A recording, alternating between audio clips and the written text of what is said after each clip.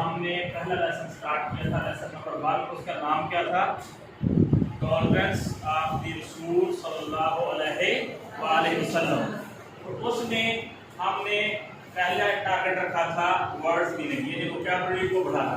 ठीक है, अब हमने जो पैराग्राफ नंबर 3 है, पैराग्राफ नंबर 3 स्टार्ट किया था, वहां से हमने ये टारगेट रखा कि आज हम अपनी वोकैबुलरी बढ़ाने के लिए वर्ब की फॉर्म पे फोकस करते हैं। तो पहले जो वर्ब की फॉर्म जो है, जो इस पैराग्राफ 3 में दी गई है, पहला वर्ब जो दिया गया है वो कौन सा है?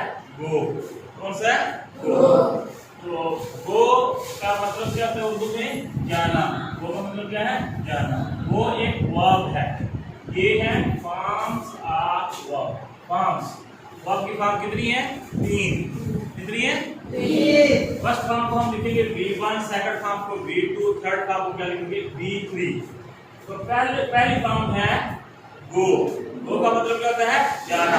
दूसरी फॉर्म इसकी क्या है? कि वेंट। तीसरी क्या है? गॉन। ठीक है, और ये भी आपको बता दूं कि ये तीनों वर्ड मुख्तलिफ है। गो, वेंट, गॉन, तीनों मुख्तलिफ फॉर्म है। जब तीनों फॉर्म मुख्तलिफ होती हैं तो उसको इर्रेगुलर वर्ब कहते हैं। क्या कहते हैं?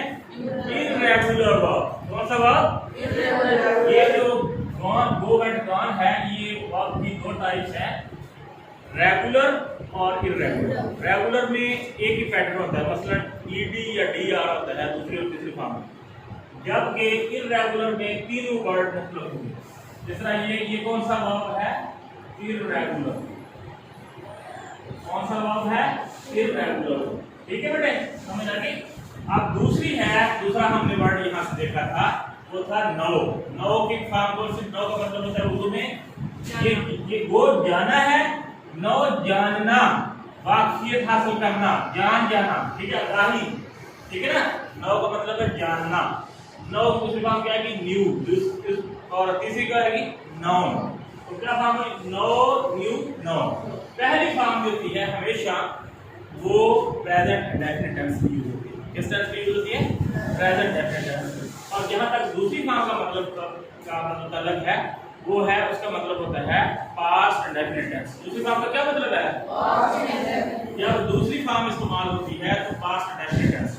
ठीक है, और जब पहली फॉर्म इस्तेमाल होती है तो सादा सिंपल सेंटेंस की बात करें तो वो प्रेजेंट इंडेफिनिट टेंस होगा। अगर पहली फॉर्म है लेकिन डेट लगा हुआ है तो वो पास्ट इंडेफिनिट होगा।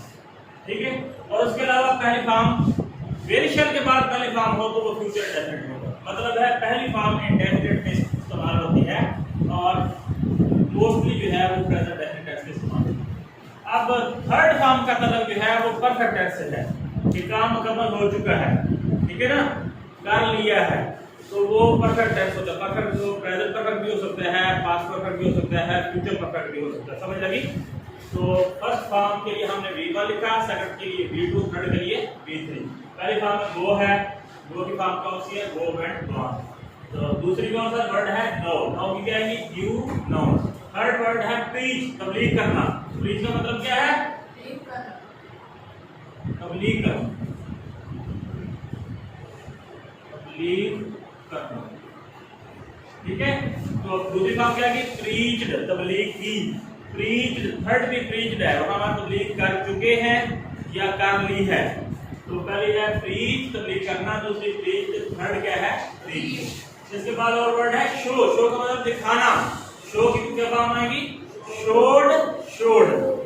ठीक है, दूसरी फॉर्म का मतलब कौन सा टेंस होता है बेटे? Past indefinite tense. और पहली फॉर्म का मतलब क्या होता है? प्रेजेंट इंडेफिनिट टेंस का सिंपल फिगर। ठीक है, प्रेजेंट इंडेफिनिट टेंस होता है। ठीक है, उसके बाद है थ्रो। थ्रो का मतलब फेंकना होता है। थ्रो का मतलब क्या है? फेंकना।